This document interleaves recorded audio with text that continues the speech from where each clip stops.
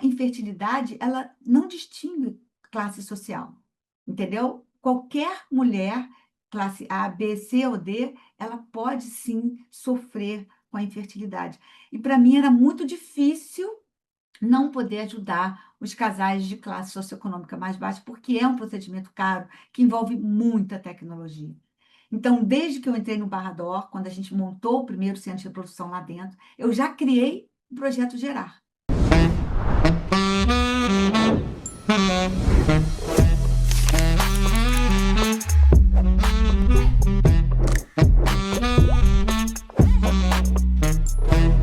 Fala, doutores! Sejam muito bem-vindos ao maior podcast de carreira médica do Brasil. Hoje temos a honra de receber uma mulher que, além de médica brilhante, é gestora, empreendedora, mãe, tudo isso sem deixar de lado a paixão por ajudar a formar famílias.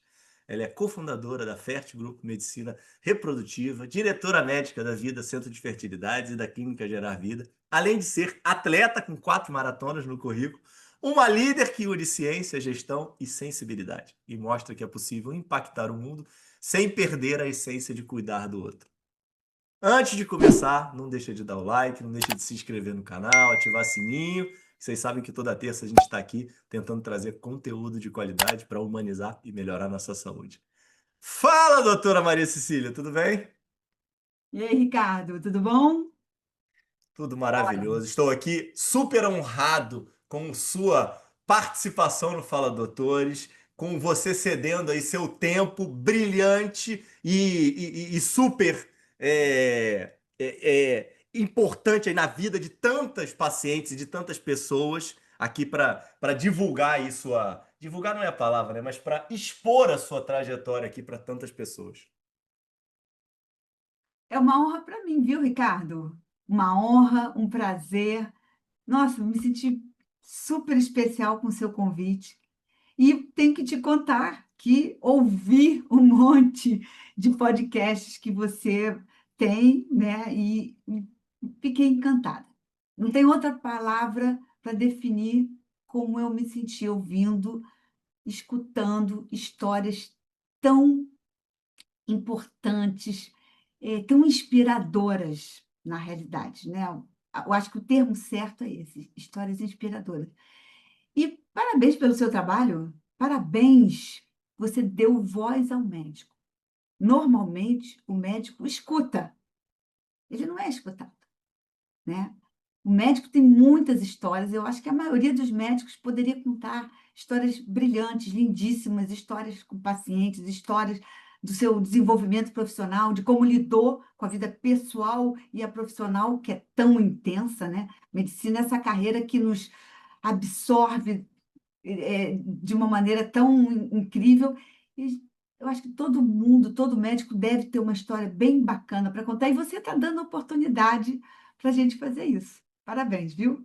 Adorei e estou adorando estar aqui. Obrigado, estou aqui lisonjeado.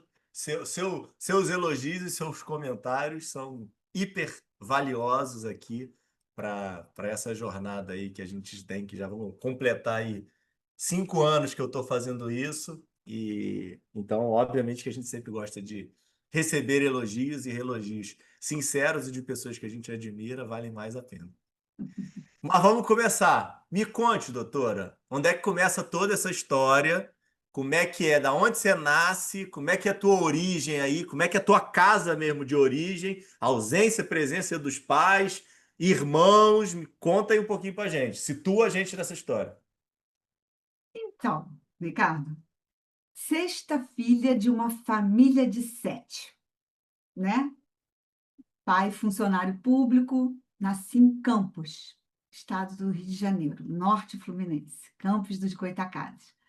Fui a sexta, aquela mãe que já tinha tido um monte de filhos e não estava aguentando mais ter filho, mas era o habitué, era o que acontecia, né? Os métodos contraceptivos praticamente não existiam e a taxa de fecundidade era enorme, porque as mulheres começavam a ter filho cedo, né?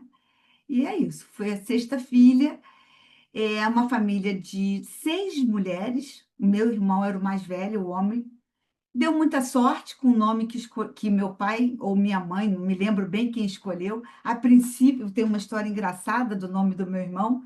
Ele ia se chamar, antes de falar o nome dele, eu vou contar a combinação que houve entre meu pai e minha mãe. Eles combinaram que o primeiro filho, o homem, quem escolheria o nome seria meu pai. Todos os outros que viessem depois, a minha mãe escolheria. E realmente o primeiro bebê que ela pariu, um menino. E o nome que meu pai queria dar era Presideu. Por que esse nome, ninguém sabe. Mas o fato é que minha mãe chorou, todas as pitangas lá, reclamou, falou: não, deixa eu escolher esse, o próximo, você escolhe. É o meu primeiro filho, eu estou tão emocionada, estou sendo mãe agora, deixa eu escolher o nome dele. Escolhi um nome lindíssimo, Luiz Sérgio, e a partir daí vieram 6 mulheres. Nunca mais teve homem, meu pai nunca mais conseguiu escolher nenhum nome. Então é uma história engraçada, interessante, mas desde muito pequena, sabe, Ricardo, eu fui muito determinada, muito disciplinada e cheia de vontades. Eu queria ver a minha vida, queria resolver as minhas coisas.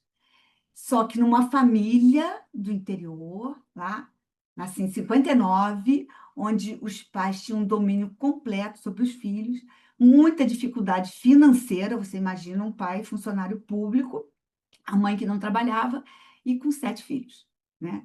E a minha vida foi desenhada para ser professora. Mas desde pequena eu comecei a dizer que eu queria ser médica. E isso não entrava na cabeça deles, não entrava, não entrava. E eu cresci com esse desejo. O meu irmão foi médico. Meu irmão morreu durante a pandemia, ele morreu de Covid, era médico. Meus pêsames. E eu queria ser médica também. Minha mãe nunca concordou com isso, nunca concordou. E chegou um momento que uma das minhas irmãs mais velha casou, veio morar no Rio, o marido trabalhava aqui. Eu vim passar uns dias com ela, encontrei o Impacto, não sei se você lembra disso, tinha um É, curso é. pré-vestibular chamado Impacto. Eu me deparei na esquina da casa dela e lá vagas abertas, venha fazer uma prova para você concorrer a uma bolsa. Fiz a prova, ganhei 100% de bolsa. Cheguei em Campos com essa notícia maravilhosa, ganhei bolsa. Eu estava terminando o segundo ano do segundo grau, queria fazer o terceiro ano no Rio para passar para medicina, para me dar condições, né? Porque lá em Campos eu não estudava biologia, química, nada. E quando eu cheguei em Campos com essa notícia, minha mãe falou: não, você vai ser professora, minhas filhas todas vão ser professoras e você também vai ser. Bom, eu já estava com a bolsa, né? Já tinha ganho a bolsa de estudo no Impacto. Comprei uma passagem, economizei dinheiro, uma passagem para as 6 horas da manhã de um determinado dia. A minha casa era uma casa de casas geminadas, uma do lado da outra, então só tinha uma entrada e saída única. E eu arrumei minha malinha para sair cedo, pegar o ônibus para o Rio de Janeiro. Minha mãe descobriu, achou a malinha, falou: se você não vai para lugar nenhum, guardou a malinha. E fechou a porta da frente. E eu fiquei chateada, desesperada. O que que eu fiz? Pulei o muro, fui para um telhado, caí na casa do vizinho, da casa do vizinho, pulei um outro muro, peguei o ônibus e vim para o Rio com 15 anos. E nunca mais voltei, Sem a mala? sem a mala. Com 15 anos eu fiz isso. Suas filhas já sabiam disso já? Não, elas souberam há pouco tempo. Eu nunca tive coragem de contar isso para elas, porque eu não sabia se eu me orgulhava ou se eu me envergonhava. Uhum. Agora eu já tenho uma noção melhor. Eu acho que eu tenho motivo para orgulho e elas já têm maturidade. Muito. Elas têm maturidade para. Eu tenho 2 filhas, né? A minha história é uma história que começou eu, comigo mesma, né? Uma história de luta, que ao longo dessa conversa aqui a gente vai falar mais sobre isso. Mas eu sou uma pessoa extremamente realizada hoje em dia. Sou casada, num segundo casamento. Eu tenho uma filha de cada casamento, mais 2 filhas maravilhosas. E vou ser vó no próximo mês. Vai ser o meu primeiro neto. Parabéns, hein? Tá ansiosa? Tô um pouco ansiosa. Tô um pouco ansiosa, mas Mas ela nada, tá bem. tá bem, tá tudo ótimo, tá tudo bem, tá tudo bem. Tá. E aí, peraí. Como é que é uma adolescente com 15 anos de idade, uma bolsa de estudos e nada mais no Rio Nada de mais, Janeiro? nada mais. Não tinha Fiquei, família? minha irmã morava aqui, eu fiquei alguns dias na casa dela até eu conseguir o meu primeiro emprego, porque naquele tempo a gente trabalhava, mesmo menor de idade, não tinha problema nenhum. Eu comecei a trabalhar em restaurante, né? Garçonete. Tinha um restaurante em Ipanema de comida probiótica. Foi um dos primeiros restaurantes de comida natural do Rio de Janeiro. E eu trabalhava lá. E depois disso eu fui morar numa pensão, comecei a me bancar, comecei a trabalhar de babysitter. Lembra que existia muito isso? Sim, lógico. Então, eu passava a noite na casa de casais cuidando de bebês para os casais saírem para jantar, não sei o quê. E eu ficava até 2, 3 horas da manhã e comecei a ganhar meu dinheiro assim e estudando, né, para o vestibular, aprendendo tudo que eu não tinha aprendido até então e passei no primeiro vestibular. E tem uma história nessa também que também é muito engraçada, que também lá atrás, né, eu fiz vestibular em 76, me formei em 82. Não, eu fiz 75. Entrei na faculdade em 76. Eu estava na fila, porque era unificado, seja Gran Rio, né? Você fazia uma prova única e fazia a sua lista lá de opções. Primeira opção, segunda Tá. opção, terceira opção, tal. Nessa altura, minha mãe já não falava comigo, minha mãe ficou muitos anos sem falar comigo, então, assim, não tinha muito apoio, eu era muito chucra. Você conhece esse termo, chucra? Uhum, Usa uhum. isso? Uma pessoa que não é antenada, que não conhece nada, vinda do interior, com E seu 15 pai era anos, né? vivo? Meu pai, se é vivo, Ele era vivo nessa época? era vivo, era vivo. Mas a minha mãe era muito dominadora. Eles Entendi. não são mais vivos, nem meu pai nem minha mãe. Minha mãe era muito dominadora e tudo que acontecia na minha casa era da maneira como ela determinava, né? Uhum. Era matriarcal lá o sistema.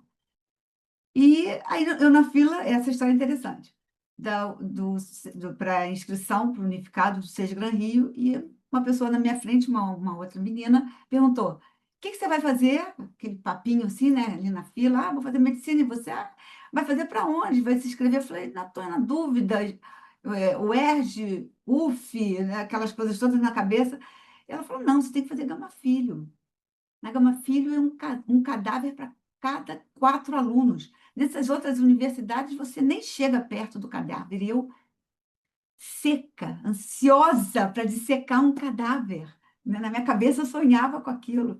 Eu falei: jura, é verdade? Ela falou: é. O que que eu fiz? Minha primeira opção, Universidade Gama Filho. E passei. E me botaram na minha primeira opção, Universidade Gama Filho. Mas como é que você pagava? Não tinha a menor noção, calma. Aí eu fui lá fazer minha matrícula. Peguei lá o diário oficial com meu nome, tudo bonitinho, fui lá fazer minha matrícula.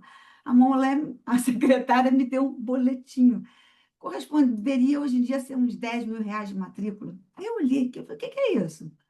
Juro por Deus, eu perguntei: o que que é isso?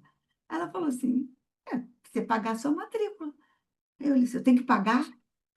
Ué, mas na UF, na UERJ não paga. Não, mas aqui paga. Não tinha a menor noção, Ricardo. Não ri, não. Pô, com todo respeito, Maria Cecília, você era um pouco chucra mesmo, hein? Não, não ri, não, mas foi exatamente isso. Eu tinha 15 anos, Ricardo.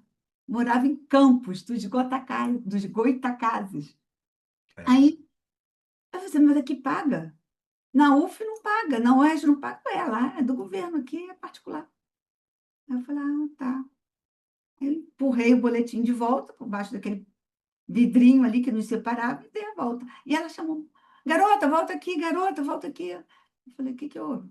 Ué, você não vai levar seu boletim? Você não tem condições, minha senhora. Meu pai é funcionário público, não tem a menor condição, vou ter que fazer outro vestibular. Saí dali convicta que eu ia voltar a trabalhar, Uhum. fazer outro vestibular para tentar pagar. Aí ela falou: não, pelo amor de Deus, você aqui foi uma das primeiras colocadas que eu fiz ponto à beça, Ricardo. Eu teria passado para as outras lá. Não, não, pode ser assim, não. Vamos ali que eu vou te levar num lugar. Estou resumindo a história. Durou um pouquinho mais do que isso. Tinha uma fila, as pessoas reclamaram que eu estava lá toda a vida Reclamaram. ocupando a moça. Aí ela me levou num lugar muito especial, na sala do ministro Gama Filho. E ela chegou lá, ministro, essa moça aqui, ó, passou super bem colocada, está falando que não vai pagar, que vai embora, que vai fazer outro vestibular, está aqui. O que que a gente vai fazer? Nós temos que ajudar ela. E ele me ajudou. Ele foi um pai para mim. Ele rodou a universidade comigo, porque ele sempre foi um incentivador dos esportes. Nessa época eu não era maratonista, não fazia nada. Eu era um prego. Se me jogasse na piscina, eu ia afundar. Ele rodou comigo, andou, faz isso, você não faz aquilo. A única coisa que eu fiz extracurricular na minha vida foi piano. Eu estudei piano, tá? Minha mãe fez questão, com essa maneira dela ver a vida. Todas vocês Filha. 6 estudaram piano? Sim, mas eu estudei um pouco mais. Eu tinha habilidade. Eu toco piano até hoje. E eu tinha um pouco mais de habilidade, eu fui mais adiante nisso. Eles investiram um pouco mais. Eu tinha uma professora lá que dava conta de ensinar para todo mundo da minha casa. Ela ia lá em casa ensinar. E aí ele rodou comigo, passamos, sei lá, algumas horas, uma tarde inteira, talvez, rodando a Universidade Gama Filho, o campus, basquete, vôlei, diabo a quatro, não fazia nada. Aí surgiu uma portinha assim na minha frente. Eu falei, posso abrir essa portinha aqui? Um tapumezinho, abri, me deparei com um salão, o Coral da Gama Filho, um-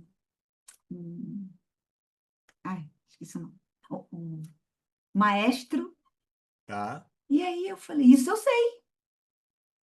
Quando vi pessoas cantando um piano, eu falei assim, ministro, isso eu sei tocar piano. Ele falou, peraí, então vamos lá. Vamos falar com o maestro Abelardo, nunca me esqueci desse nome. Aí ele falou, maestro, nós temos que ajudar essa moça aqui. Ela não tem condições de pagar, passou para medicina, o que que nós vamos fazer? Ele falou, você sabe cantar? Eu falei, não.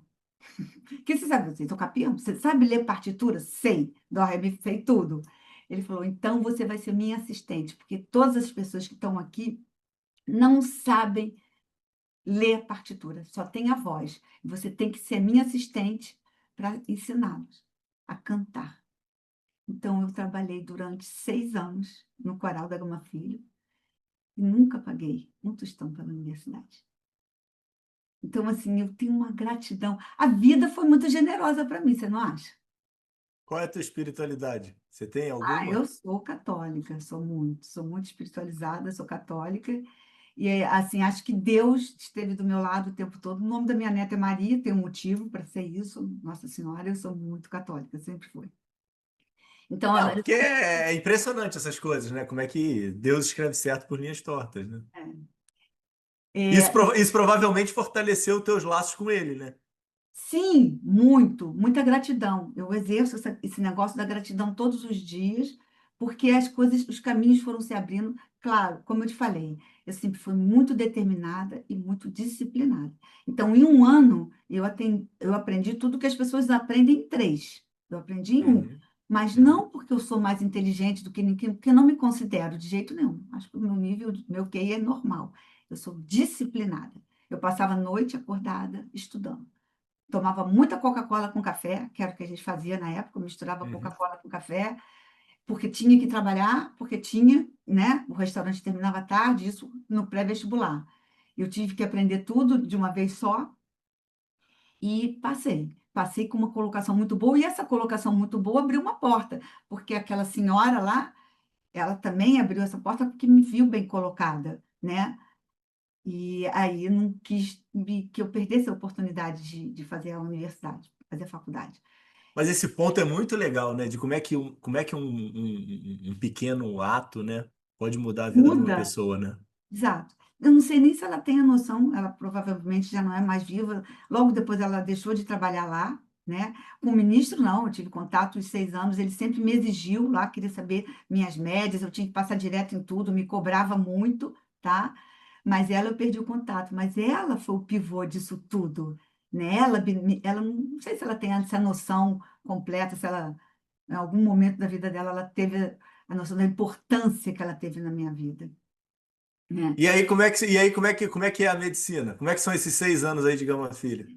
6 anos de Gama Filho muito intensos, coral, tá? E trabalhando, e Mas você estava plena? Ou teve algum momento de crise que, ai, aqui não é meu lugar? Não, não, só agradecimento. Nunca tive crise nenhuma, estudava muito, me dedicava muito por estar tendo, muito agradecida por estar tendo aquela oportunidade, né, de estar fazendo medicina. Me formei com muitos sonhos e, para ser sincera, eu não tive nenhuma decepção com a medicina. A medicina, para mim, foi, não sei, viabilizou eu ser o que eu sou hoje. Me deu maturidade, né? Me fez enxergar a vida do jeito que eu enxergo hoje em dia. Então, assim, o fato de eu ter escolhido tão. Você imagina você escolher uma profissão desde cedo, Você não consegue mudar entender aquilo, por quê, Maricília? Você escolheu? não sei. Eu sei que eu abri a barriga das minhas bonecas, que aquele tempo era um plástico meio duro, eu pegava uma faca porque eu queria ver o que tinha dentro da barriga da boneca. Isso eu Tá. fazia. Então, curiosidade eu sempre tive, sempre fui estudiosa, então eu sempre tive. E a medicina, não sei, o cuidar, eu adoro cuidar, eu gosto, ouvir. A medicina tem muito isso, tanto que a gente começou falando Sim, sim. isso, né? Que o médico, ele escuta. E o médico que não escuta, ele não vai bem na vida dele, não. Ou então ele Concordo tem que ser contigo. anestesista. E você conseguiu. Sua mãe deu o braço a torcer? Muitos anos depois. Muitos anos depois. Eu não tenho um álbum de formatura. Eu não entrei na época no grupo da faculdade que colaborava para ter fotos. Mas isso porque você não tinha condição financeira ou porque você não quis participar disso? Não, não tinha condições financeiras. O período da faculdade foi muito duro para mim, muito, muito duro. Era uma calça jeans que eu usava de segunda a sexta e sábado e domingo secava atrás da geladeira, tinha Uhum. que lavar e secar, e algumas camisinhas Hering, era isso que eu tinha, tá? Não conseguia comer no bandejão da Gama Filho porque era caro, então eu levava pão com goiabada, que dava calorias para mim. Eu era magra, sim, e um período muito difícil na minha vida. Muito, muitas restrições. A maioria dos meus amigos, que são meus amigos até hoje, tá? Nós temos uma Uhum. amizade que dura aí 50 anos. Eles de famílias mais assim, melhores financeiramente, muitos com carro, eu pegava trem, né? Eles saíam, eu não podia sair com eles. Eles iam para restaurante, iam para boate, eu não podia ir, porque trabalhava, porque não tinha dinheiro. Então, um momento muito duro da minha vida, né? Assim, e acabou que a minha adolescência, adulto, jovem, foi muito nisso. Porque eu entrei na faculdade com 16, eu me formei com 22 anos. Entende? Foi totalmente dedicada e me cobrando fazer o melhor, né? Porque estava ganhando a bolsa, porque tive uma oportunidade que eu sei que pouquíssimas pessoas tiveram de entrar numa universidade maravilhosa, porque a minha formação foi incrível. Eu tenho uma gratidão não só pela bolsa, Ricardo, pela universidade, que me deu uma formação assim maravilhosa. Curso médico da Gama Filho, impecável, e sem pagar Como, nada. como é que foi a. Qual foi tua sensação de ver a Gama Filho ser fechada? Não, eu chorei. A implosão, eu guardei a imagem da implosão, né? Eu chorei. Foi muito triste para mim. Fiquei uns dias assim muito de baixo astral. Eu sou uma pessoa assim muitíssimo alto astral, muito. Eu sou otimista. Você conhece uma pessoa otimista? Sou eu. Alto astral, otimista. Eu fiquei alguns dias assim, poucas coisas, Introspectiva, né? poucas coisas me deixaram assim na vida, assim, a perda dos meus pais me deixou, a perda do meu irmão, minha separação não me deixou introspectiva. Não, Uhum. não era uma separação que eu queria, mas não me deixou assim. Agora, a implosão, aquela imagem, né, que É símbolo, né? simbolizou exatamente o término, foi calafoundo dentro de mim, entendeu? Foi muito, muito impactante. E outro ponto muito importante: como é que foi a realização do cadáver que você tanto queria lá inicialmente? Não, doutor, seu Funéreo. Seu Funélio tinha morrido de tuberculose, eu sabia tudo sobre ele, tudo. Porque o meu lado ficou só para mim, que a outra pessoa que estava comigo não se interessava muito. Então, eu tinha um carinho por ele, por seu Funélio, eu sabia tudo sobre ele. Chegava lá, eu rezava, eu agradecia ele estar ali me possibilitando estudar, aprender, evoluir. Eu gosto de cirurgia, eu, durante muito tempo fiz cirurgia ginecológica, agora eu estou na reprodução, mas fiz muito tempo laparoscopia, endometriose. Então, assim, em 93, as pessoas falavam um pouco na laparoscopia. Eu voltei da Alemanha com uma fonte de luz e um insuflador aqui. Não tinha problemas de embarcar essas coisas no avião, você não precisava despachar nada, veio na minha mão.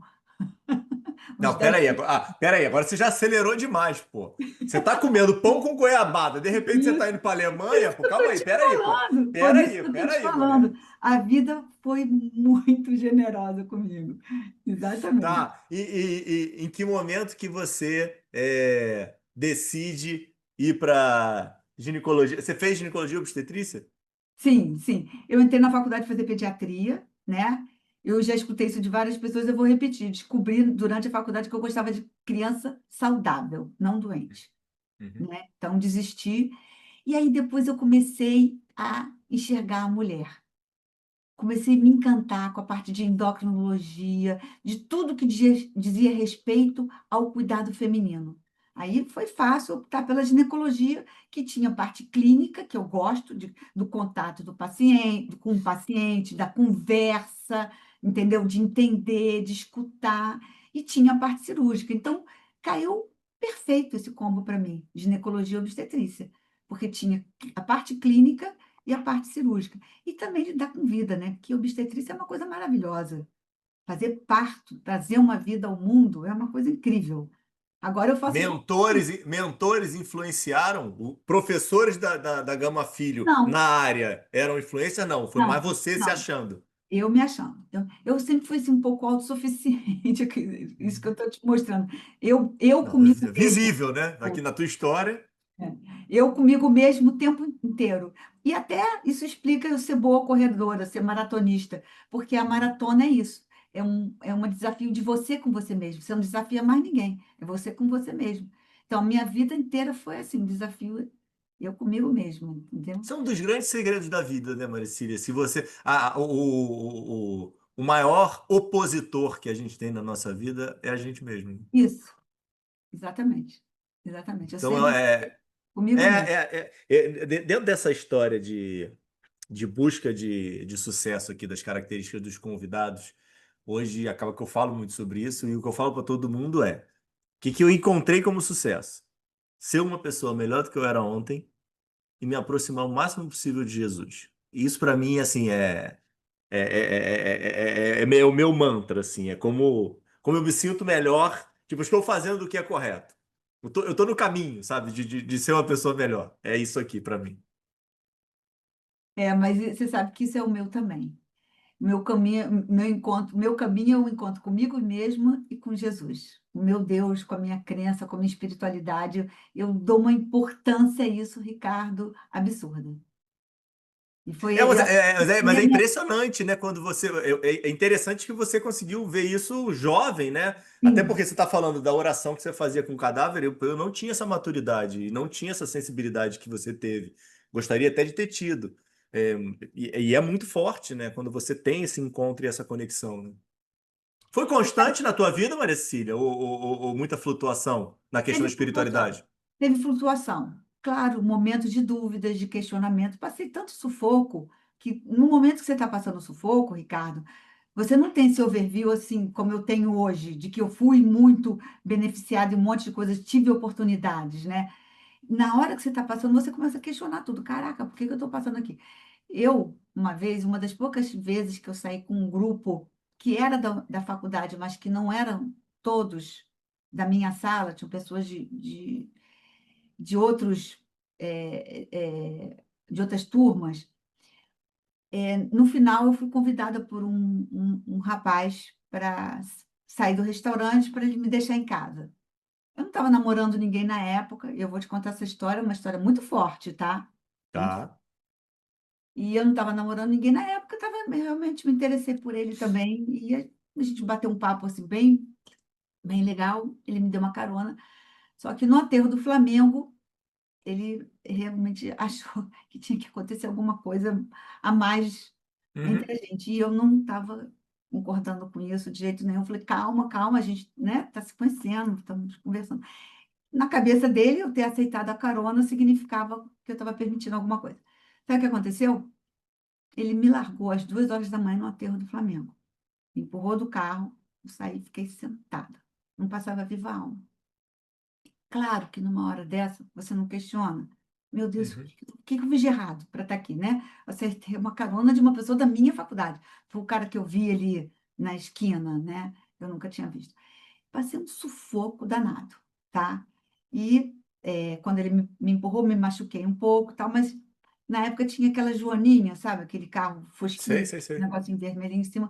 Foi uma sorte que passou, eu fiz um sinal, pararam, e aí acabaram me levando para casa. Não passava táxi, não passava nada. O aterro do Flamengo estava totalmente vazio, não tinha ninguém, mas passou essa joaninha. Eu fiquei muito chateada, porque houve um assédio muito grande nesse momento, né? Uma Uhum. tentativa ali que realmente criou um constrangimento enorme para mim e que me deixou numa situação, eu não precisava passar por isso. E claro que cada dificuldade que eu passei, a minha primeira separação foi uma dificuldade emocional muito grande, porque eu não queria me separar, não queria. E eu fui criada para ter um casamento único, eu já tinha uma filha, então na minha cabeça foi muito difícil entender. Então, eu tive momentos na minha vida de questionamento, mas eu nunca me afastei 100%. Hoje em dia, estou muito mais ali, ó, grudadinha, unida, porque Uhum. estou muito madura, estou muito certa das minhas coisas, não tenho mais esses altos e baixos. Mas passei momentos difíceis em que eu duvidei, falei, cara, não é possível que você exista, você está me deixando aqui numa situação dessa jovem ainda, Uhum. exposta a uma série de coisas. Então, eu tive momentos de questionamento, sim, bastante questionamento, mas acho que faz parte. A gente amadurece, começa a enxergar melhor, entender nossos propósitos, né? Apesar de eu ser uma pessoa assim que tinha muita certeza do que eu queria, eu também, em alguns momentos, falei assim, gente, eu me afastei da minha família, me afastei dos meus pais para ser médica, era isso mesmo que eu tinha que ter feito? Entendeu? Era isso, era esse o meu caminho, era o preço que eu tinha que pagar para isso. Passei por momentos, por exemplo, de saúde difíceis, morando em pensão, onde as pessoas entram e saem, tá? E que não tinha ninguém para cuidar, e que você liga para uma pessoa Você da. morava perto da Gama Filho? Não, morava na Gávea. Morava numa Gávea, numa pensão de estudantes, a maioria da PUC, tá? Uhum. Mas Uhum. lá era um lugar acessível para mim financeiramente. Eu morava num quarto com 7 camas de mulheres. Em cima tinha um outro quarto com 7 camas de homens. Era uma loucura, entendeu? Eu era a única que fazia medicina, que tinha que estudar até tarde, mas tinha um cantinho lá na casa. Era uma senhora com dificuldade de locomoção, ficava a maior parte do tempo no sofá assistindo televisão, ela tinha um cantinho lá que eu me escondia para estudar. Então, era isso, ainda era longe. Tinha que sair da Gama Filho, pegar o trem, chegar na Central, pegar 179, nunca vou esquecer, que me deixava na Gávea e eu morava lá. Então, muitas dificuldades, sem o apoio da família. Porque como minha mãe ficou muito chateada comigo, ela não deixava meu pai me apoiar. E meu pai também não tinha condições de me apoiar, E né? muito menos teus irmãos. Muito menos A eles. tua irmã aqui no Rio conseguiu, né? De certa Ela, forma. ela conseguiu um período que ela teve aqui, mas foi pouco tempo. Depois ela voltou para Campos, ela acabou engravidando e tal, e aí quis ficar perto da minha mãe. Putz, grilo. Na realidade, eu morei com ela pouquíssimo tempo. Foi só o tempo de eu realmente começar a ganhar algum dinheirinho e morar numa pensão. Eu morei praticamente a maior parte do tempo em pensão. Morei na casa de amigos da faculdade, de amigas, de meninas que às vezes ficavam assim meio chateadas de ver a minha situação e me levavam para casa dela. Eu morei em casa de amigas, mas sempre um período curto, porque eu também começava a sentir que eu estava incomodando na casa do outro e tal, e aí acabava voltando para a pensão. E já no final eu comecei a trabalhar. No quarto ano, já comecei a ganhar dinheiro com medicina, dando plantão em todos os lugares que você pudesse imaginar. Obstetrícia, né? Era mais fácil de fazer isso, ganhava dinheiro. Aí eu comecei a sublocar um apartamento, uma kitnet na Tijuca, ali na Muda. Uhum. Foi quando eu comecei a morar sozinha, sem estar em pensão. Foi isso. E deve ter sido uma baita de uma conquista, né? Nossa, cada coisa dessa foi uma conquista incrível para mim. Cada etapa dessa superada. Sair de um lugar de milhões de pessoas, onde você não tinha nem onde guardar sua roupa, guardava dentro de um baú, né? E que eu tinha que pegar a calça, botar atrás da geladeira. A dona da pensão não podia ver a calça atrás da geladeira, que senão ela achava que ia dar defeito na geladeira. Ai, um negócio, Ricardo. E aí onde é que você vai fazer residência? Aí, residência foi nos servidores do Estado. Fiz prova para os servidores e fui para os servidores. Foi lá que eu, inclusive, conheci E meu não, e primeiro. não tinha, e não tinha dúvida nenhuma da GO. Já estava Não, completamente certa. completamente certa, completamente certa. Lá eu conheci meu primeiro marido e eu já comecei a trabalhar. A sair da residência, já montei consultório e subi. Ah, você já monta consultório já direto? Depois da residência, eu montei consultório. Montei consultório. Eu tinha um monte de emprego público, eu passei por todos os concursos que você puder imaginar. Eu era médica da Polícia Militar, eu era concursada do município do Miguel Couto, Aham. e tinha um vínculo que eu mantive até o final do Ministério da Saúde, o Hospital Rafael de Paula Souza. E aí o consultório começou a crescer, eu fui largando todos os empregos públicos, fiquei só com o Rafael de Paula Souza, que era pertinho para mim aqui em Jacarepaguá. E qual era Mas o foco nesse momento aí? Era, era parto? Era era, mama? Era não, era parto e muita ginecologia, assim, muita cirurgia. Eu já comecei a lidar com a paciente de endometriose no consultório, eu sempre gostei muito de endometriose. Então, meu foco era zero ginecologia e parto. reprodução. Hã? Zero reprodução. Nada, zero, zero, zero. Eu me formei em 82, terminei a residência em 84. Meu primeiro consultório já foi em Botafogo, em 85, ali na Voluntários. Depois eu fui para Barra, em 86. Para você ter uma ideia, o Edson, que fundou a Mil, Bueno, aham. Edson Bueno, me ligou, me pedindo para credenciar o meu consultório. O Edson Bueno.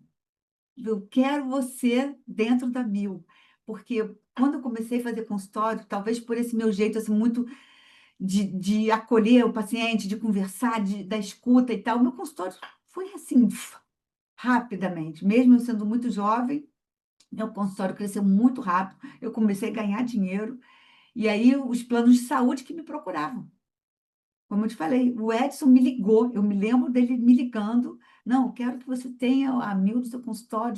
Tinha a Mil Golden Cross, aquela coisa toda.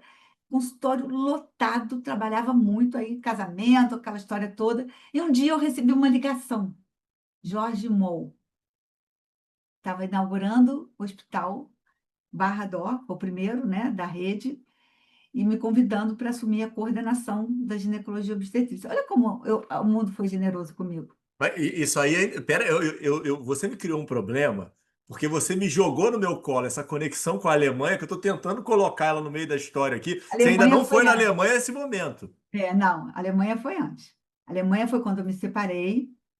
Estava começando, eu me separei, foi isso aí, 90, 92.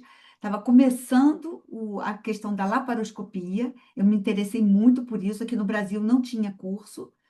E através de uma pessoa amiga, eu já trabalhava, ganhava meu dinheiro, e através de uma pessoa eu consegui fazer um curso na Alemanha de laparoscopia. Aí eu visitei a fábrica da Storz lá, né? Através desse amigo eu consegui visitar em Tuttlingen.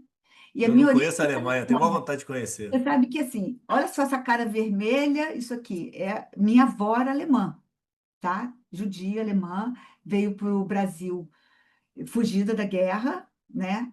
E ela sempre comentou comigo quando eu era pequenininha, um dia você vai à Alemanha, vai em Colônia. Eu nasci em Colônia, procura lá a nossa família e tal. Então eu tive a oportunidade de ir à Alemanha. Foi, acho que a primeira viagem internacional. Não, eu já tinha feito uma para os Estados Unidos com meu primeiro marido. Aí teve essa separação e foi assim, uma das primeiras viagens internacionais que eu fiz foi a da Alemanha. E aí eu visitei a fábrica da Storz, fiz o curso de laparoscopia e voltei, como eu falei, na mão, eu não deixei embarcar uma fonte de luz e um insuflador. Fora que tinha uma ótica também. Uma locada. E sua primeira filha? Onde é que ela aparece no meio dessa história? Então, ela nasceu em 88, tá? Desse primeiro casamento. O meu primeiro marido já é falecido, se chamava Ricardo também, tá? Ele era meu staff, eu era residente, tem essa história. Uhum, uhum, E a gente se apaixonou, casamos e ela nasceu em 88. Aí a gente se separou em 91, 92, mais ou menos isso, que foi justamente logo depois, quando eu fui para a Alemanha. Ela era pequenininha e, na época, ela ficou com ele para eu fazer o curso de laparoscopia lá na Alemanha. e isso ainda não tem conexão com a tua família de Campos. Pouquíssima. Eu ia lá de vez em quando. Minha mãe passou a vir para cá, já eu estava no segundo casamento já.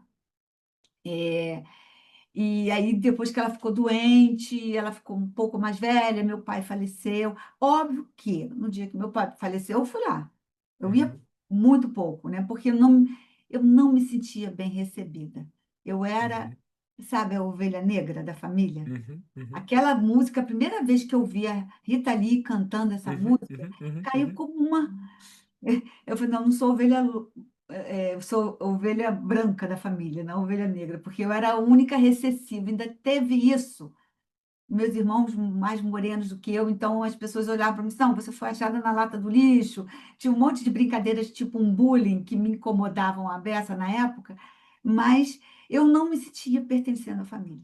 Sabe quando você fala assim, não sou dali? É difícil para mim, tá? Falar isso, mas eu nunca me senti pertencente da família. Adoro as minhas irmãs. Meu irmão, a perda do meu irmão foi uma coisa muito triste para mim, muito triste. Do meu pai, da minha mãe, mas eu nunca me senti, na realidade, pertencente. Mas rezo por eles todos os dias e peço que estejam bem, em paz, e talvez a gente se encontre um dia no plano espiritual, não sei. Mas não tive apoio deles, e quando eu ia lá, eu me sentia um peixe fora d'água, né? Uhum. Não gostava de ir, eles também não gostavam de vir e tal, a convivência era difícil. Mas depois que ela envelheceu, depois que meu pai faleceu, a gente morou juntas durante 2 anos. Ela veio morar comigo, precisou fazer uma revascularização miocárdica, né? E eu providenciei tudo, ela ficou comigo, e anos depois ela faleceu. Mas a gente teve um resgate, sim, no final da vida dela, a gente resgatou um pouco dessa relação mãe e filha, que foi bom, acho que tanto para ela, que acho que ela faleceu em paz com isso, né? E para mim também. E eu te interrompi. Você estava colocando o Jorge no meio da história, Ah, é, e aí eu te exato, levei para a Alemanha. exato. É porque a minha vida é muito intensa. Você já percebeu aí quanta coisa, né? Não, eu já sabia que ia ser uma dificuldade de coordenar isso aqui tudo, pô. Então, aí Mas tu é super clara. A narrativa é maravilhosa. um dia no consultório, esse consultório lotado, lotado. Na Eu ajudei Barra. boa parte da Barra da Tijuca a nascer. Até hoje eu entro no shopping, as pessoas vêm falar comigo e tal. Aí o Jorge Mol me ligou, olha, estamos montando aqui o Radó vai ter uma maternidade, eu gostaria que você coordenasse a emergência, né, de ginecologia e obstetrícia e a maternidade. Foi o primeiro serviço de GO com plantonista dentro de um hospital privado. Não existia isso em lugar nenhum. Não tinha na São José, não tinha São Vicente da Gávea. E depois o pessoal da São Vicente da Gávea me convidou também para fazer um sobreaviso de emergência ginecológica. Uhum. Ricardo, eu estava me desenvolvendo na laparoscopia, já estava bem, bem. Eu entrei nessa história em 1998, no Barra Dó, ele inaugurou em 96, o MOL me convidou em 98 e fiquei até 2010 lá. Todas as emergências ginecológicas que eu tive foram videolaparoscópicas. Eu nunca abri a barriga de uma paciente de emergência. Paciente Caramba. toalha chocada, cisto roto, doença inflamatória pélvica, todas foram por laparoscopia. Eu tinha um orgulho enorme desse trabalho que a gente fazia lá. E Impressionante, né? impressionante. E eu tinha um anestesista maravilhoso, que já faleceu também, e a paciente chegava chocada, às vezes com uma tubária rota, 3 litros de sangue na barriga, ele dava uma compensada. Paciente jovem, tá? Então, a gente tinha isso a nosso favor. Paciente jovem, se equilibra com facilidade. Então, ele compensava, fazia É, pneumotorax. característica e era o perfil da barra muito, né? Exato. E é a patologia, né? Gravidez tubária é paciente jovem. E eu fazia pneu peritônio com baixa pressão, para não comprimir veia cava, não diminuir retorno venoso. E aí fazia baixa pressão, entrava com trocáter, e aí ia aumentando a pressão devagarzinho, ela ia compensando, e a gente fazia cirurgia e laparoscópica. Então, foi uma coisa muito bacana. E tem uma outra história muito legal no meio disso tudo. Eu tenho muita história, tá?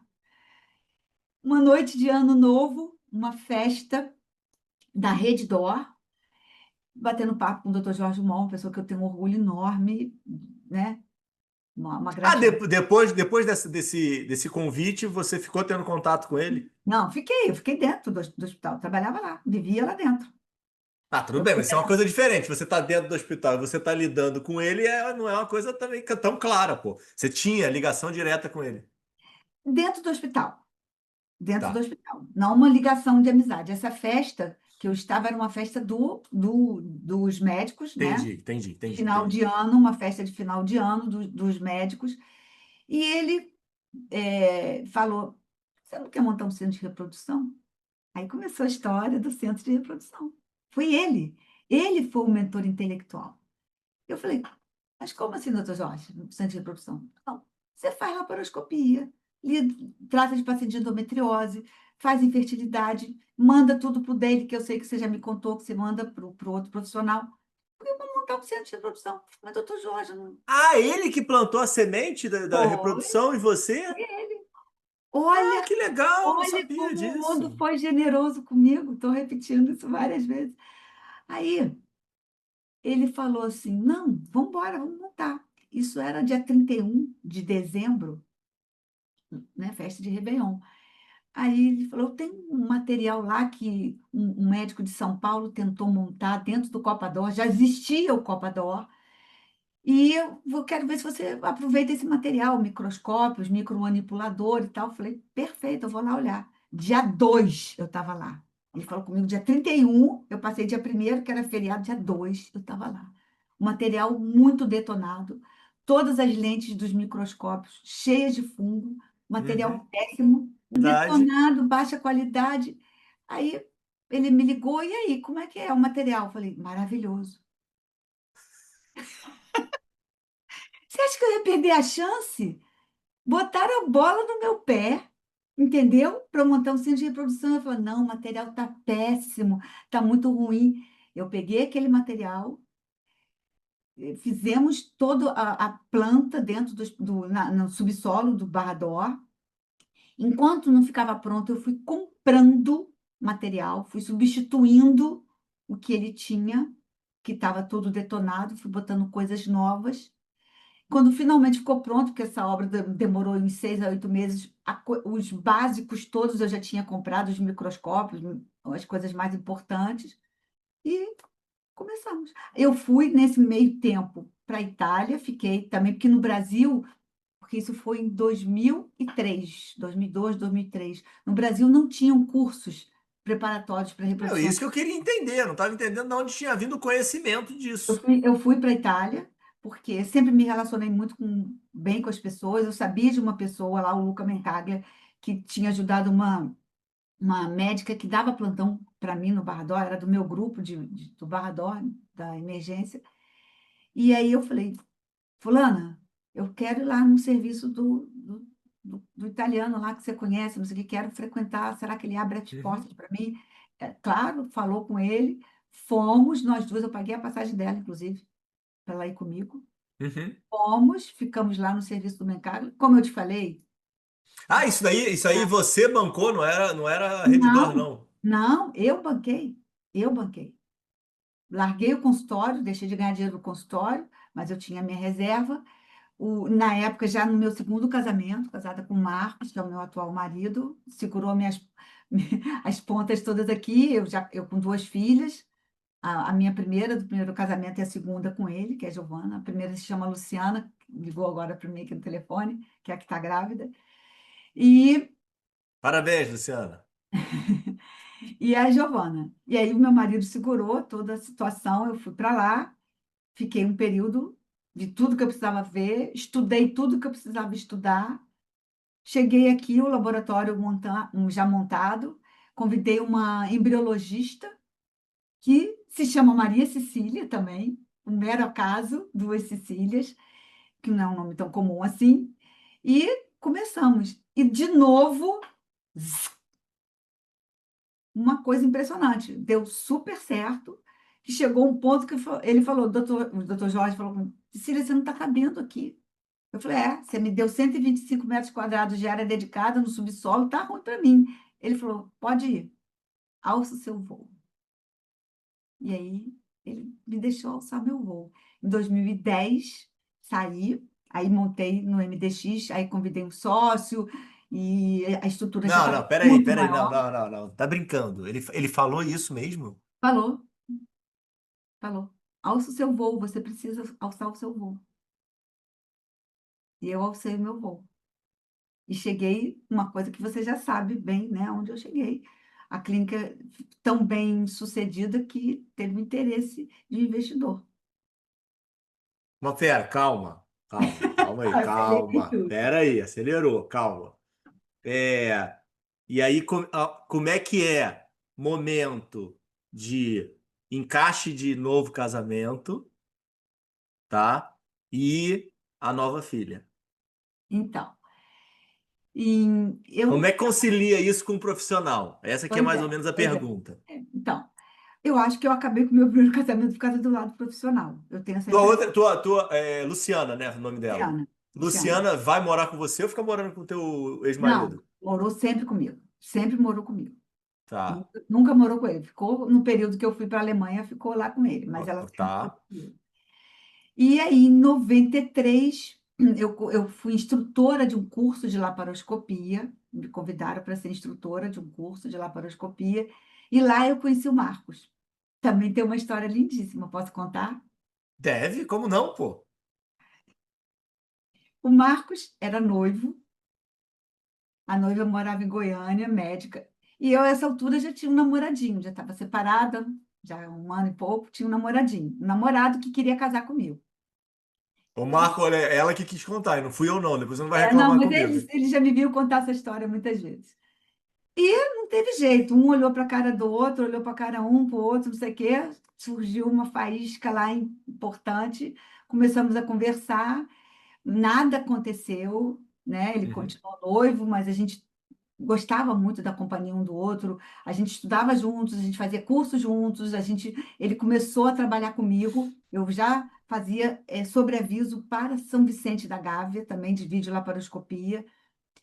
E o meu namorado me pediu em casamento, me deu um brilhantão e a gente ia celebrar esse casamento, esse noivado em Fort Lauderdale, nos Estados Unidos, que Sim, era nos Estados onde a Unidos. família dele morava. E isso daí você tá estável, super bem financeiramente já. Super bem Tá. financeiramente. Consultório indo muito bem, então tudo perfeito. E aí eu falei para o Marcos, olha, a gente já tinha uma empresa juntos, eu e o Marcos, de prestação de serviços de laparoscopia. Eu falei, o Marcos médico também, cirurgião geral. Eu falei, você segura as pontas aí que eu vou noivar lá. Eu mostrei o brilhante e tal, vou noivar. Ele falou, não, você não vai noivar. Eu falei, vou noivar. Ele, não, não é possível, você não vai, não vou noivar. Aí, na véspera de eu viajar, ele me ligou, falou assim, precisamos conversar. Aí eu falei, tá bom, eu preciso dar alta para uma paciente que eu vou viajar amanhã, eu fiz uma cesariana, eu preciso lá dar alta, eu vou com você.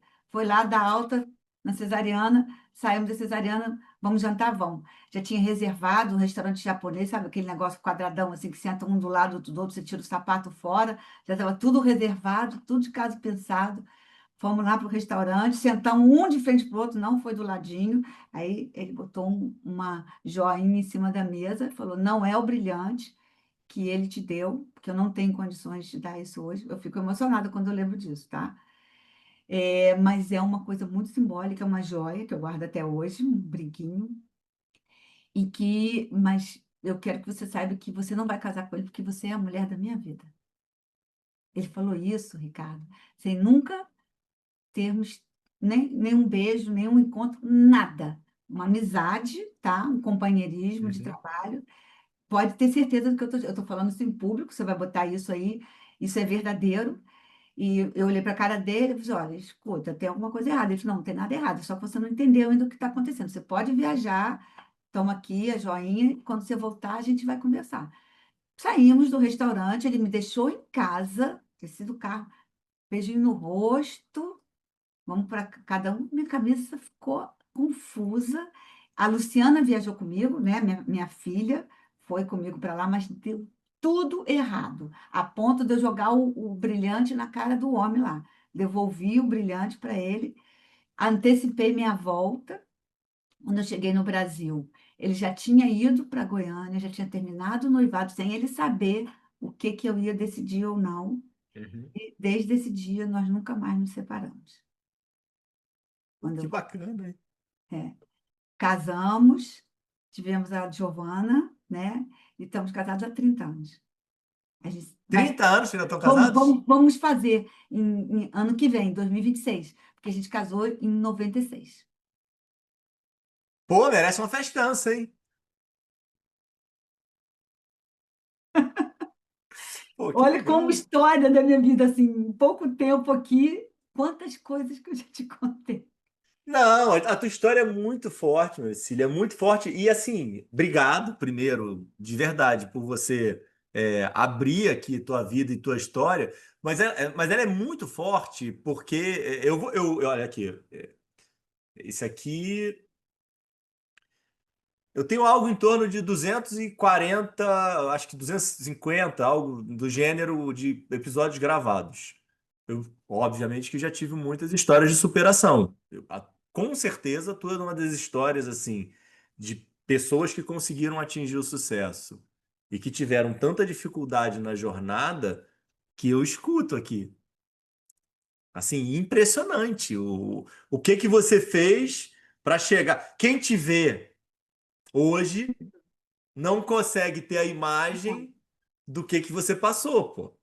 de jeito E, nenhum. e uma coisa que é muito legal e que você falou, e aí eu posso comprovar aqui pelo pouco contato que a gente teve, você é uma pessoa muito otimista, né? Você passa uma energia positiva para as pessoas que estão ao teu entorno. E bacana, porque isso acabou sendo gratidão, né? É, é. O Eisenhower já falou uma vez, né, que quem vive de verdade a vida é o otimista, porque o pessimista é um mero espectador. E eu nunca quis ser isso na minha vida. Eu sempre quis viver minha vida muito intensamente, essa busca pela felicidade, pelo sucesso. O meu sucesso, na realidade, ele veio de propósito. Eu acho que eu quis isso tudo, eu busquei. Eu sou uma pessoa resiliente, eu sou uma pessoa muito determinada e eu quis ter sucesso na minha carreira. E quando eu falo sucesso, não é financeiro, Ricardo. É sucesso, é crescimento profissional. Eu saí do zero mesmo e construí a minha carreira, né? Tudo em função de merecimento, né? Eu fui sendo reconhecida, fui chamando a atenção das pessoas pela maneira como eu atuava, como eu trabalhava, Uhum. né? O reconhecimento de pacientes, de encherem meu consultório, né?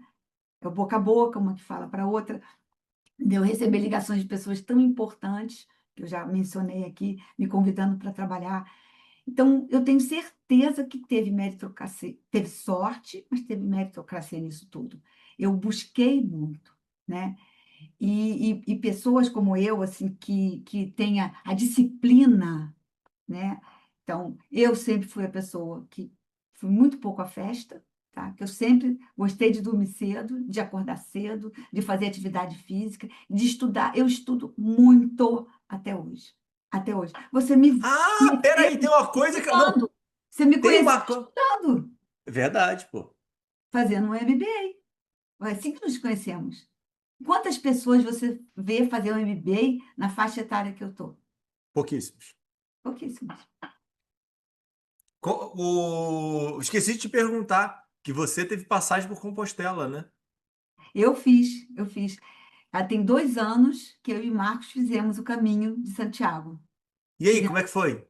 Foi maravilhoso. Foi Para os maravilhoso dois? para os dois. Para os dois. O Lá que que vocês buscaram? Como é que foi o chamado? era um autoconhecimento mesmo, autoconhecimento, tá um momento desconectado do mundo, né? Hoje aquele Márcio Atala fez uma publicação super interessante falando que esses momentos de cérebro vazio, de desconexão com o mundo, são muito raros, cada vez mais raros, mas que a gente precisa ter. Então era isso que a gente estava buscando, se desconectar do mundo que a gente estava vivendo e fazer uma introspecção, né? Nós dois, e foi maravilhoso. E a conclusão, assim, todo mundo é capaz de fazer um caminho, cada um do seu jeito. Cada um faz do seu jeito, entendeu? E você ter esse autoconhecimento, entender que você não tem que ser influenciado por ninguém, que você não tem que fazer o que o outro faz, que você tem que fazer o seu caminho, do seu jeito, foi incrível para mim. E eu fiz esse overview, olhei tudo para trás, né? O dia que eu vou mudando de assunto, né? O dia que eu corri a meia da ponte, eu já corri várias vezes a meia maratona da ponte, que acabava ali no gasoduto, era a que eu mais gostava, porque eu olhava para trás e eu via todo o trajeto que eu tinha corrido. Normalmente eu não vejo trajeto nenhum, eu chego num lugar reto, né? Corri, não estou vendo, vejo no máximo ali 50 metros atrás. Quando eu saía da ponte Rio-Niterói, eu olhava e via a ponte. Eu falei, eu fiz aquilo tudo. Uhum. E o caminho de Santiago me deu muito essa impressão também, porque a gente foi, lógico, com um mapinha dentro do aplicativo e a gente via o que, que a gente estava fazendo, tinha aqueles tokens todos que a gente ia encontrando no meio do caminho, te dizendo aonde que você estava. Incrível, incrível. Para mim foi Vocês ficaram quanto tempo lá? uma semana. A gente fez o caminho de uma semana. Aham. 3 era muito, mas ainda está na minha mente um dia fazer o de um mês. Não sei. Você fez também o caminho, né? Eu fiz em 2 anos, eu fiz há 2 anos atrás, fiz 2023, fiz o francês, fiquei um mês e tive a oportunidade de fazer com meu pai, né? Então, assim, foi uma experiência Incrível. completamente engrandecedora. Faremos agora de novo, vamos agora em 6 de outubro estaremos indo para, mas a gente vai fazer o português. A gente sai Vai do fazer o português Porto, que eu fiz. sai do Porto e vai para Santiago. Para Santiago. É incrível, tá? É maravilhoso, é mais curtinho, mas Vocês fizeram por dentro ou pela costa? por dentro, Por dentro? por dentro. É, né? A gente está planejando fazer o da costa. Agora a gente está mais leve. O da costa tem menos altimetria do que o que vocês fizeram. É verdade, é. Mas é bem legal. O do interior E, lá é. e outra coisa que eu quero saber de você que eu estou curioso. Da onde que vem o hábito da corrida e as maratonas e afim aí? Pois é, pois é. Então, quando eu estava com 50 anos, tá? Porque isso não foi há tanto tempo. Eu sempre gostei de fazer esporte. Quando eu estava no ensino básico lá, fundamental, o esporte era handball. Só que eu sempre fui franzina, sempre fui magra, tá? E fazia handball, levava porrada, desculpa o termo, mas levava muito. Chegava toda roxa em casa, que todas as meninas que jogavam handball eram muito grandes, é um esporte de muito contato físico, Uhum. muita bolada, muito. Mas eu chegava toda roxa, a minha professora não queria que eu fizesse mais, mas eu fazia, porque eu adorava aquilo. Então, minha vida entrou na medicina, essa correria toda, filho, laparoscopia, Alemanha, separação, novo casamento, outro filho. E aos 50 anos, as meninas já grandinhas, eu fazia academia e um professor olhou para mim e disse: Nossa, você tem uma perna longa e boa para corrida. Eu na esteira, né? Fazendo esteira. Uhum, uhum, Ele pagou a minha primeira inscrição, me inscreveu numa corrida de 5 quilômetros no aterro. Toma, vai uhum, lá. Vou, vai, vou. Fui. Cheguei em casa quase morrendo, botando um palmo de língua para fora, com hipoglicemia. O Marcos começou a enfiar mel na minha boca, porque eu estava tonta. Primeira corrida de 5 quilômetros. Não parei mais. Aí foi 5, foi 10, foi 10. Meias maratonas foram incontáveis. A versão da ponte lá antiga de 90 e pouco, eu fiz Pô, não, todas. não pode botar um desafio na frente dessa mulher, hein? Você pegou o fio da meada, né? George Moll, vamos montar um centro de reprodução? Claro, por que não? Acabou de ser comprado por um grupo financeiro enorme. Saiu também do zero e bum. Eu sou empreendedora, mas eu sou aquela empreendedora de botar a mão na massa para fazer a coisa Uhum, acontecer. E através de relacionamentos, contatos, buscar sempre a maneira de chegar no meu objetivo, entendeu? uhum, Como essa história, eu não sabia nada sobre reprodução assistida, só sabia a parte clínica disso, da uhum, infertilidade. E eu soube de uma pessoa que conhecia o cara na Itália e eu pedi o contato e vou meio que na cara e na coragem, como eu fiz quando eu saí de casa. Foi isso, na cara e na coragem. Cheguei no Rio de Janeiro com a calça toda rasgada, uma parte dessa história eu não te contei, porque eu caí, como eram casas geminadas, uma do lado da outra, eu estava no telhado da casa do homem, e era forro naquele tempo. Então, uhum. atravessei o forro, caí, seu Antoninho, meu vizinho, ele achou que era um ladrão, 5:30 da manhã, pegou um rifle, lembra que tinha rifle?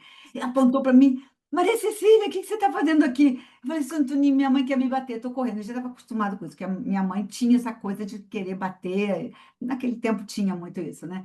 E aí, ele falou, não, não, sai por aqui. Eu falei, saí, pulei o muro, caí em cima de um Fusca. Já estava acostumado disso, foi ótimo. Amassei o capô do Fusca do cara. Meu pai depois teve que pagar o Ah, eu fogo. tô imaginando isso. Você arrumou um maior prejuízo para a família ainda, hein? Claro, exatamente. Não, eu já tô começando a achar que teus pais estavam certos já, entendeu? Eu era muito moleca.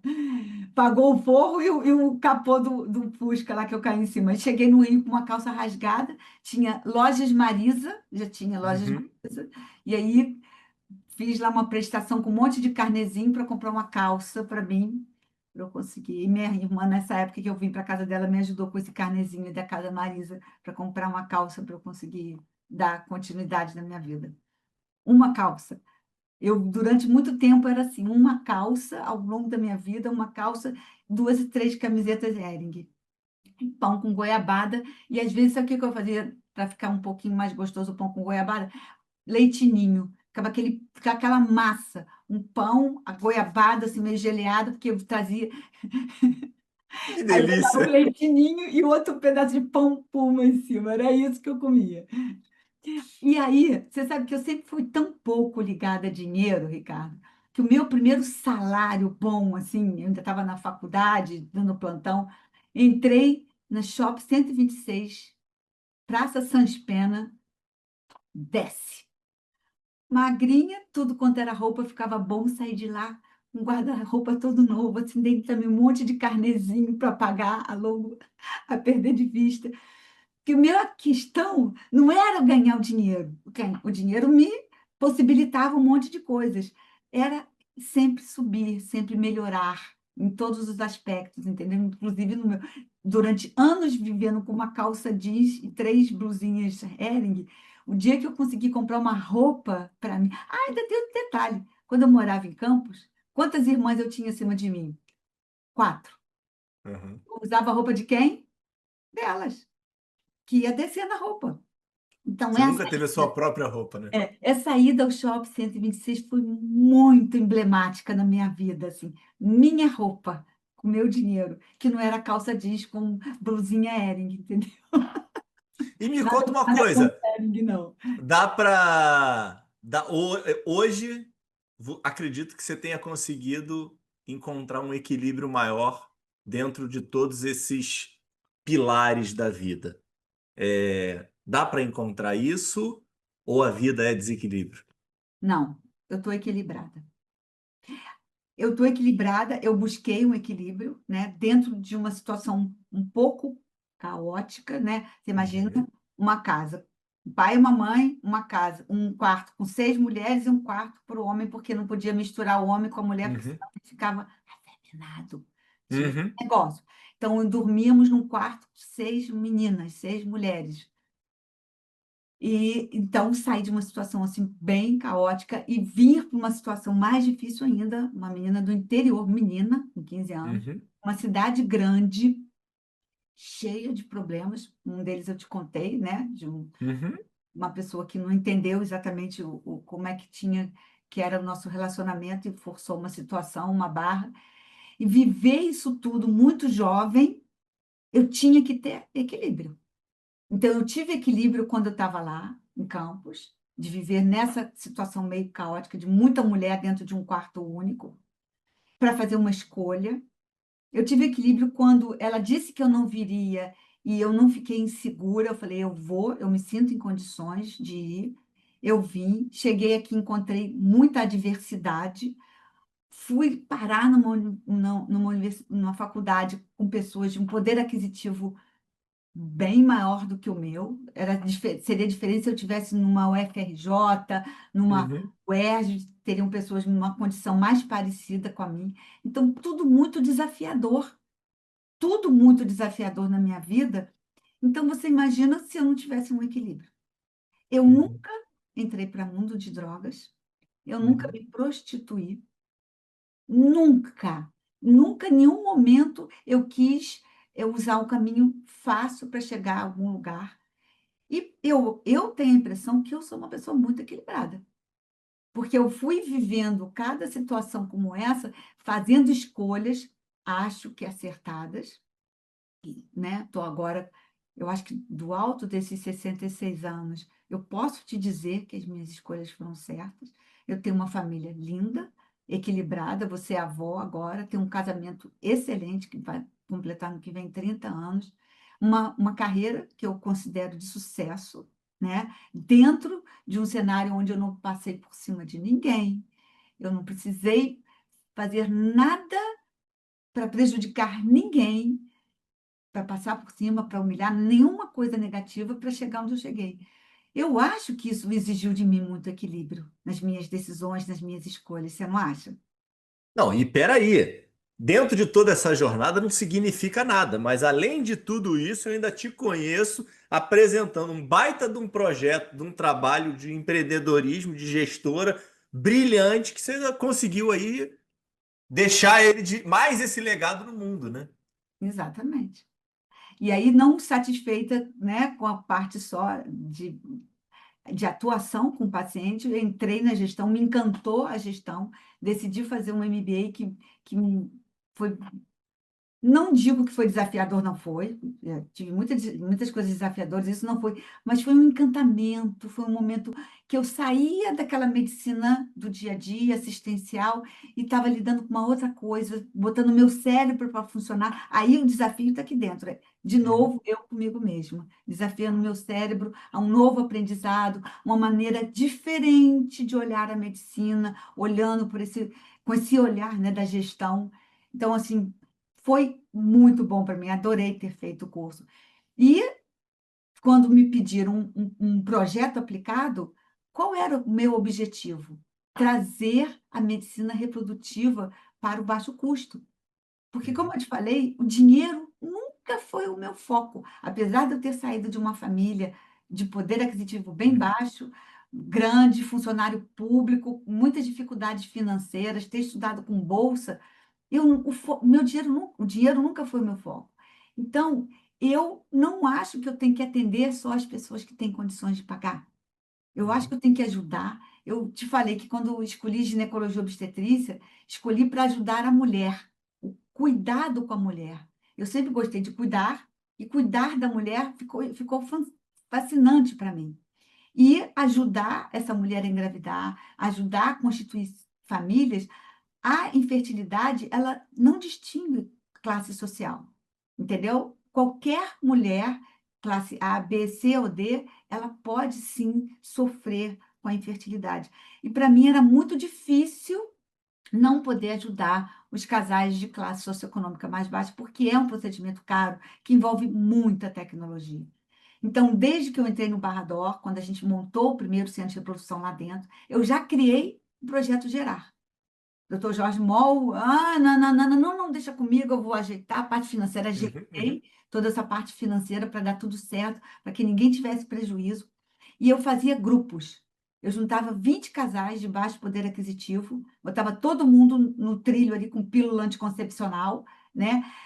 Fechava uma semana a cada 2 meses eu fechava uma semana do centro só para atender esses casais, tá?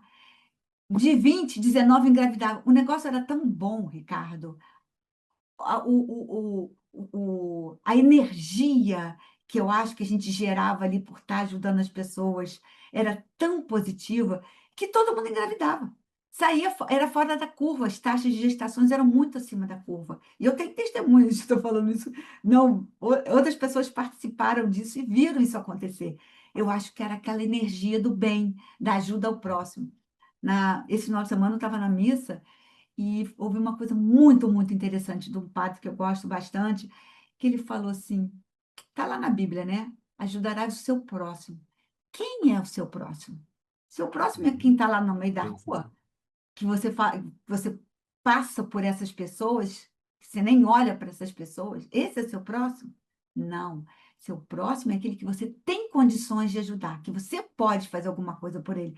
A sua atividade ou a sua possibilidade te dá a chance de fazer alguma coisa por ele. E o meu próximo, quem é? É a paciente da reprodução assistida. É por ela que eu posso fazer qualquer coisa, seja ela da classe A, B, C ou D, que isso não me importa em nada.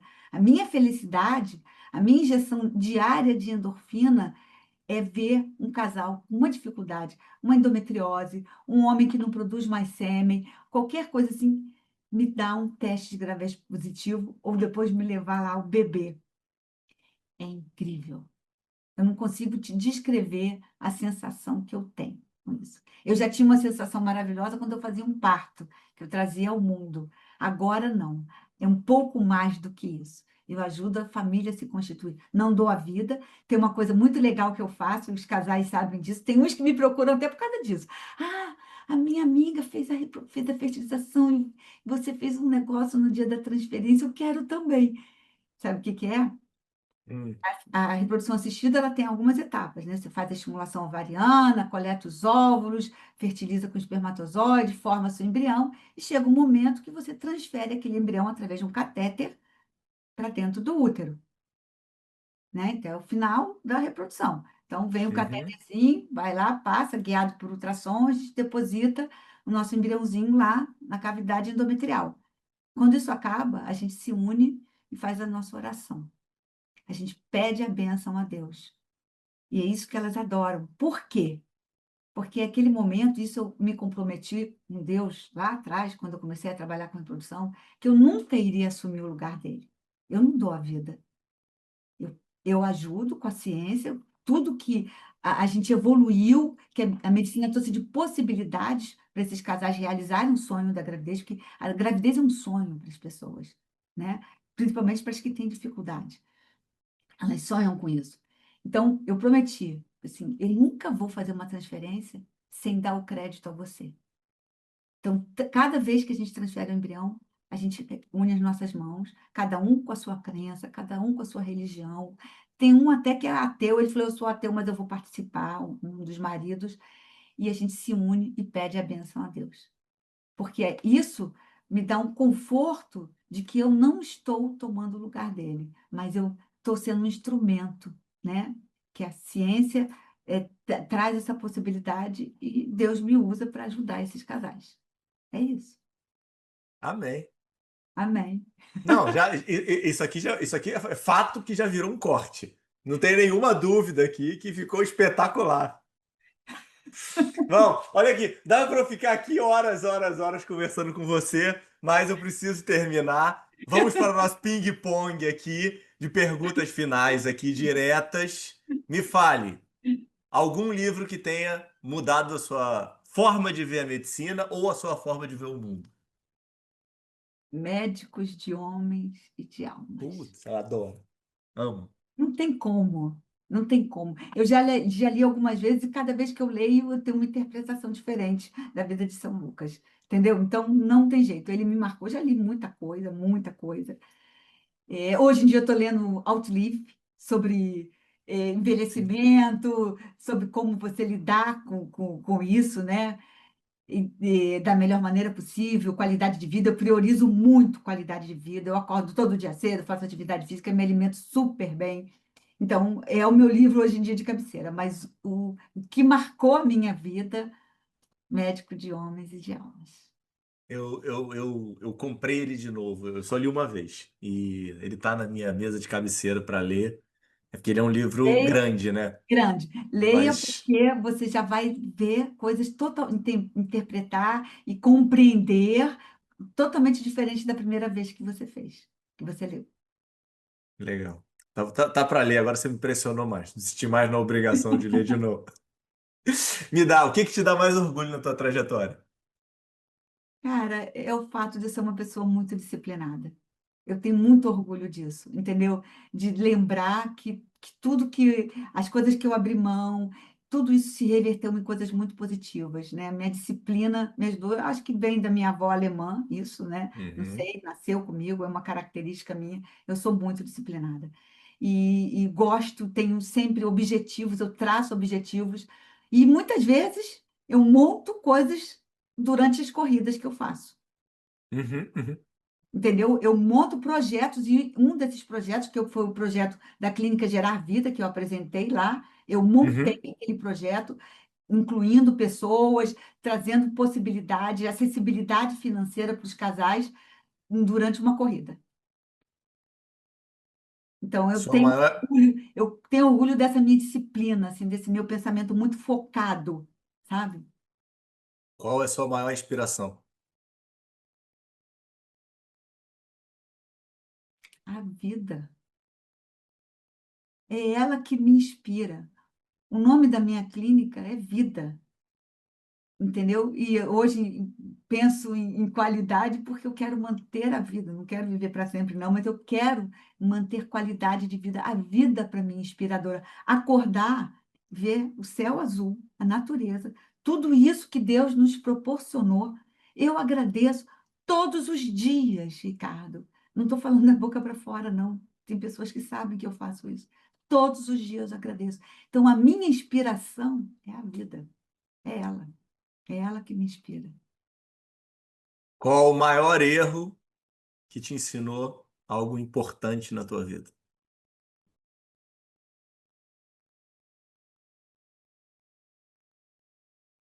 Ai, eu não sei se eu consigo falar sobre isso. Eu acho que Sinta-se à vontade. eu fiz uma escolha muito errada, assim, eu tive um erro de julgamento em relação a uma pessoa, tá? Isso, e eu perdi essa pessoa do meu radar, uma pessoa amiga. Eu tive um erro de julgamento, de avaliação, e eu me cobro muito essas coisas, sabe? E eu perdi essa pessoa da minha vida, uma pessoa que vivia muito próximo, um amigo muito querido, e se afastou porque eu tive um erro grosseiríssimo de avaliação dele. Mas eu aprendi muito com isso, aprendi muito. Eu sou uma pessoa dura comigo Uhum, mesmo e com as outras pessoas. Né? Esse meu jeito muito determinado, eu sei o que eu quero, foco, foco, foco. Eu traço um objetivo, corro atrás dele. Eu tenho, muitas vezes eu acho que as pessoas têm que ser igual a mim. uhum, E isso me ensinou muito a entender melhor o ser humano. Engraçado, meus pacientes, eu permito que eles sejam tudo. Porque quando chegou para tratar comigo, eu acho que eles podem tudo, eles podem ser o que eles quiserem, mostrar todas as suas fragilidades. Agora, os meus amigos, eu não permitia isso. Eu achava que eles tinham que ser iguais a mim, duros, focados, não sei o quê. E aí, isso, claro que aconteceu há muito tempo atrás, e graças a Deus, quando ele me abandonou, quando ele se afastou, eu aprendi, a duras penas, eu sofri muito a perda desse amigo, do meu uhum. convívio. Eu aprendi que eu não podia lidar com as pessoas assim, que eu tinha que ser um pouco mais leve, deixar as pessoas serem o que elas são e aceitar todo mundo como é, né? Foi um aprendizado enorme para mim, mas foi excelente, porque o resto da minha vida eu tentei moldar, aceitando as pessoas do jeito que elas são. Uma frase que te representa hoje. Essa frase do otimismo, entendeu? A vida é dos otimistas, porque os pessimistas são meros espectadores. E para Foi a gente essa? finalizar, o que que é sucesso para você? Minha família, meu equilíbrio familiar. Isso é o melhor para mim, chegar todos os dias na minha casa, encontrar a minha serenidade, a minha paz, saber que está tudo resolvido, não temos nenhum conflito. Vivi muitos anos conflituosos com a minha família lá original. Então, o meu sucesso hoje em dia é ter uma família que vive bem. Temos os nossos conflitos do dia a dia, mas resolvemos, falamos. Uma outra frase muito legal que o Papa Francisco falou: construa pontes e não muros. Isso foi uma coisa também que eu aprendi, eu escutar isso dele foi muito bom para mim. Então, ter esse equilíbrio das pontes que eu construí, principalmente com a minha família atual, isso para mim é o sucesso total. Doutora Maria Cecília, ó, você pegou pesado, hein? Esse episódio aqui ficou antológico. Foi aí uma verdadeira aula de vida, super humano, empático, sem palavras aqui para agradecer a sua entrega. Você conseguiu entender e conseguiu se abrir exatamente da forma que eu gostaria que todos os convidados fizessem aqui no Fala Doutores. Você fez o que eu mais gosto de falar de terminar um episódio, que você fez o meu dia valer a pena, tá? Então, obrigado de verdade aí pelo teu tempo, obrigado pela oportunidade, obrigado por Deus ter conectado a gente e obrigado por você ter essa jornada aí brilhante que precisa ser precisa ser documentada de uma forma mais forte, hein? Que você me falou aqui antes da gente começar, precisa se transformar numa realidade, hein? É, Onde eu é que o penso. pessoal te acha, Maria Cecília? Me fala onde é que o pessoal te acha. Redes, sites, afins. Vamos botar link aqui embaixo e faz as tuas considerações finais. De verdade, muito obrigado aí pela participação. Cara, Ricardo, assim, eu fiz hoje em dia compilei uma vida inteira aqui, em trechos muito importantes, né? Me abri de verdade para você, porque eu senti essa é a sua intenção, o seu propósito, e a vida é feita de propósitos, né? O seu propósito era esse. Não adiantava eu chegar aqui contando, olha, eu sou a pessoa da reprodução, eu sou a melhor, eu faço, eu aconteço. Eu queria fazer isso. Eu queria me mostrar para você. Isso aí todo mundo já sabe. Porque você criou o espaço para o médico falar. E como eu falei, como eu disse no início, isso eu achei incrível. Parabéns para você. Para mim foi um prazer ter participado, né? E eu acho que eu fiz uma coisa aqui que eu acho que eu nunca tinha feito em lugar nenhum, que é compilar esses dados importantes. Tem pessoas que sabem disso tudo, outras que sabem partes disso, pedacinhos, mas eu consegui botar aí para vocês terem uma ideia da minha vida e verem que não foi fácil, mas que valeu muito a pena. Teria feito tudo de novo. Teria fugido de casa de novo se a minha mãe não quisesse que eu estudasse medicina. Eu teria feito tudo de novo. Sou muito feliz com as escolhas que fiz. Essa questão das escolhas, eu sempre falei com as minhas filhas: façam as escolhas corretas, mesmo que na hora possa parecer que não é tão correto assim, mas você teve um foco e um objetivo para fazer aquela escolha. Então, obrigada por você ter me dado a oportunidade de falar sobre tudo isso aqui. Eu sou @Cecília no Instagram. Meu site é Vida Centro de Medicina Reprodutiva. É lá que eu coloco tudo que diz respeito à minha atuação na minha carreira. Eu não sou, eu sou low profile nas mídias sociais, entendeu? Não sou dessa de ficar publicando demais. Eu boto coisas que eu considero realmente importantes, mas frequento, sim. Meu LinkedIn também é @Cecília. Então, trabalho no Vida, Centro de Medicina Reprodutiva, sou a gestora médica de lá. Somos um grupo de 12 médicos. Hoje em dia fazemos parte de um grupo muito maior, que é o FERT Group, que é uma investida da XP, e 9 clínicas já dentro desse FERT Group, todo mundo já seguindo o mesmo caminho. Temos uma diretoria científica fantástica, fazemos discussão de casos, levamos um monte de trabalhos agora para o Congresso Europeu de Reprodução Assistida. Ou seja, eu estou onde eu gostaria de estar. melhor impossível, tá? Eu queria só uma coisa que eu não quis interromper a tua fala quando você disse da missa, mas a parábola do bom samaritano, que foi a homilia de domingo, me tocou também imensamente nessa história de você descobrir a quem entregar o que fazer de bem, tá? E eu acho que você conseguiu trazer aí com maestria a ideia e conectou muito com a jornada e com tudo mais. Então, assim, parabéns aí, de verdade, mais uma vez, muitíssimo obrigado, tá? Então, eu espero que esse episódio chegue a milhões de pessoas, porque a história é muito forte e com um final feliz. Então, assim, acaba que tem. Eu acho que tem que ter um livro e eu acho que tem que ter um filme, entendeu? Dessa jornada aqui. Acho que o pessoal aqui, ó. Netflix, Amazon Prime, entendeu? Pode começar a conectar com o Dr. Maricília que vai sair coisa boa daqui, hein?